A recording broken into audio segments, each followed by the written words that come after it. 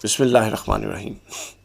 تحقیق کے مسائل کا شرعی اسلوب اور عصری تحقیقی مزاج، اس حوالے سے ہم 3 پہلو بیان کر چکے ہیں کہ قرآنی تعلیمات تحقیق کے مسائل سے متعلق کیا ہیں، نبوی تعلیمات کیا ہیں، اور خلفائے راشدین کے دور میں تحقیق کے مسائل کا اسلوب، شرعی اسلوب کیا تھا جو قبول تھا سب کے ہاں۔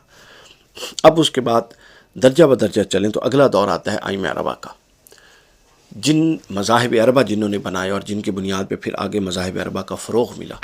تو بہت ایک ہمارے ہاں نامناسب بات یہ ہوتی ہے کہ عام لوگ یہ سمجھتے ہیں اور کچھ مخالفین پروپوگیٹ کرتے ہیں کہ امام ابو حنیفہ، امام مالک، محمد بن حنبل، امام شافعی علیہم الرحمہ، ان کی رائے کو معاذ اللہ سمجھ لیتے ہیں کہ اپنی ذاتی رائے ہے جس پر دین کھڑا ہے۔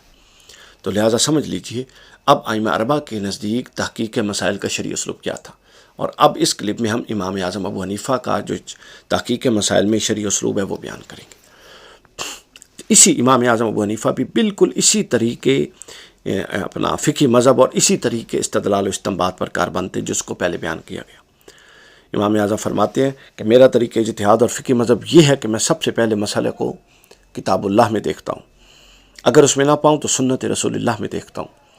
اس کے بعد فرماتے ہیں اذا لم یکن فی کتاب اللہ ولا فی سنت رسول اللہ، جب میں کتاب اللہ اور سنت رسول دونوں میں نہ پاؤں، نظر تو فی اقاویل صحابہ، اس کے بعد پھر میں صحابہ کے اقوال دیکھتا ہوں، اور جب کسی صحابی کا قول مل جائے فرماتے ہیں تو پھر اس قول کے سامنے میں کسی اور بات کو قابل اعتنا نہیں سمجھتا۔ یہ امام اعظم کا مذہب ہے۔ اور جب فرماتے ہیں کہ اس کے بعد پھر تیسرا درجہ آ جاتا ہے، پھر جب بات آ جائے فَإِذَا انْتَهَا إِلَى أُولِي الْأَمْرِ ابراہیم و شعبی و ابن سیرین والحسن و عطا و سعید بن جبیر، جب معاملہ پھر حضور قرآن سے بھی نکل گیا، قرآن میں مسئلہ نہیں، پھر وہ سنت رسول میں بھی نکل گیا، پھر عہد صحابہ میں کسی صحابی کی رائے بھی اس پر قطعی ثبوت کے ساتھ اور صراحت کے ساتھ سامنے نہیں آئی، اگلا معاملہ پھر ائمہ مجتہدین کا آگے فرماتے ہیں۔ پر جب فیصلہ حضرت ابراہیم، حضرت امام شعبی، امام ابن سیرین، امام حسن بصری اور امام حضرت عطا سعید بن جبیر کا ہو تو ان حضرات نے اپنے زمانے میں اجتہاد کیا اور میں اپنے زمانے میں اجتہاد کرتا ہوں۔ یعنی مجتہدین کا یہ طریقہ اندازہ کیجئے کہ پہلے انہوں نے کہا 3 درجوں کی رائے تو من و عن قبول ہے، لیکن اس کے بعد جب رائے ہوگی تو ہر ایک اپنی اجتہاد کرتا ہے، ہم بھی اپنا اجتہاد کریں گے۔ یہ امام ابو حنیفہ کا مذہب ہے۔ اس کے بعد امام صاحب نے شرعی مسائل کے استنباط و استخراج کے لیے سنت رسول اور قول صحابہ اور تابعین میں مراتب بھی تعین کی ہے۔ کیا خوب بات ہے! یعنی ایک حکم جو قرآن سے ثابت ہے اور سنت سے ثابت ہے، اس کی حجیت ایک سطح ہے۔ یہ کچھ عرصہ پہلے میں نے ایک داڑھی کے حوالے سے بات کی تھی اور وہ بڑی وائرل ہوئی، اور اس پر جو گھال گلوچ علماء کرام اور فقہاء اعظام اور مفتیان کرام نے کی، ذرا غور کیجیے اب اس مسئلے کو، توجہ کیجیے فیضان صاحب۔ امام اعظم ابو حنیفہ فرماتے ہیں کہ ایک حکم جو قرآن مجید اور سنت سے ثابت ہے، اس کی حجیت ایک سطح کی ہے۔ پھر اس کے بعد اگر کوئی حکم عہد قول صحابی سے ثابت ہے تو اس کی حجیت کبھی بھی قرآن اور سنت سے ثابت شدہ حکم کے برابر نہیں لا جا سکتی، اگر وہ پوری قوت سے بھی ثابت ہے، بالکل اس میں کوئی رائے نہیں۔ پھر اگر کوئی قول صحابی کے کسی قول سے ثابت ہے تو اس کی حجیت کبھی اپنا تابعی کے قول سے ثابت ہے تو اس کی حجیت اوپر کے 3 درجے قرآن سے، سنت سے، صحابی کے قول سے، اس کے برابر نہیں لائی جا سکتی، ان میں فرق رہے گا۔ ما جاءنا عن رسول اللہ صلی اللہ علیہ وسلم قبلناہ علی الراس والعین، جو بات رسول اللہ کی طرف سے ہمیں پہنچی ہم اس کو بلا کم و کاس بصر و چشم قبول کرتے ہیں، یہ درجہ اول ہے۔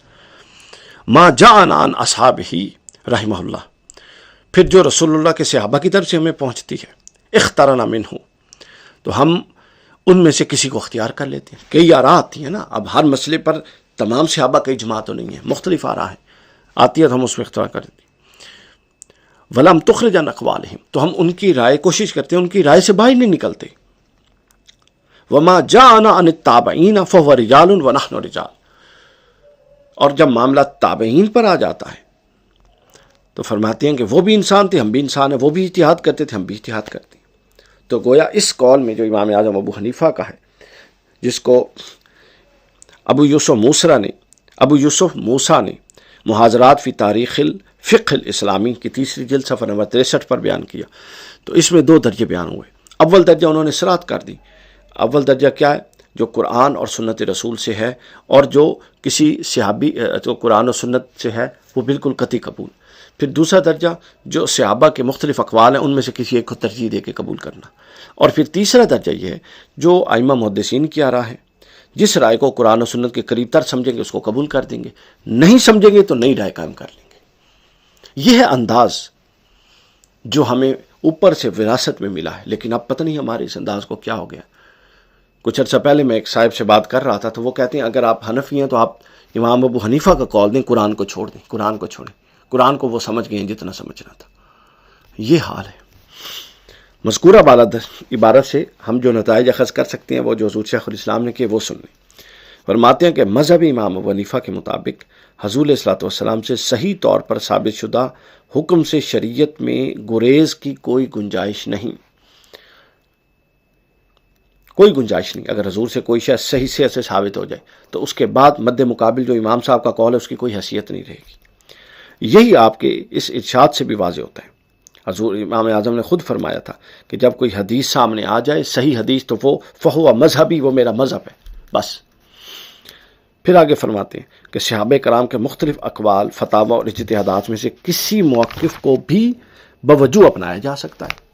آپ کو جس کے دلائل زیادہ قرآن و سنت اور عہد حاضر جس دور میں وہ مسئلہ درپیش ہے قریب تر لگے اس کو قبول کر لیجیے. صحابہ کرام کے تمام اقوال کو مجموعی طور پر ترک کر دینے کے حق میں نہیں ہے امام اعظم ابو حنیفہ. کیا خوب بات ہے، فہم صحابہ پر کیسا اعتماد ہے.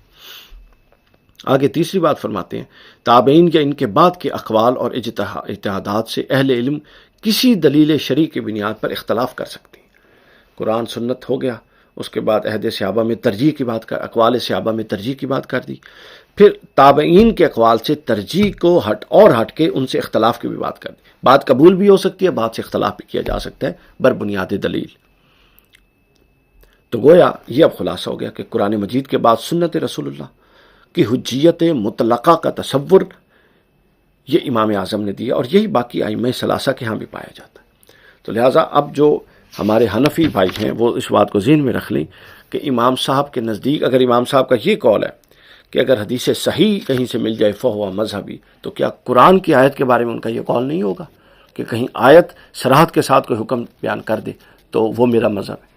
تو لہٰذا ترتیب یہی قائم رہے گی ہمیشہ کے لیے کہ سب سے پہلے قرآن، پھر سنت کے بعد بقول امام اعظم ابو حنیفہ، اس کے بعد اقوال صحابہ میں سے کسی ایک کو ترجیح، پھر اقوال تابعین کو اختیار بھی کیا جا سکتا ہے اور رد کر کے نئی رائے بھی قائم کی جا سکتی ہے. یہ ہے تحقیق کے مسائل میں امام اعظم ابو حنیفہ کا اسلوب جو انہوں نے اپنایا.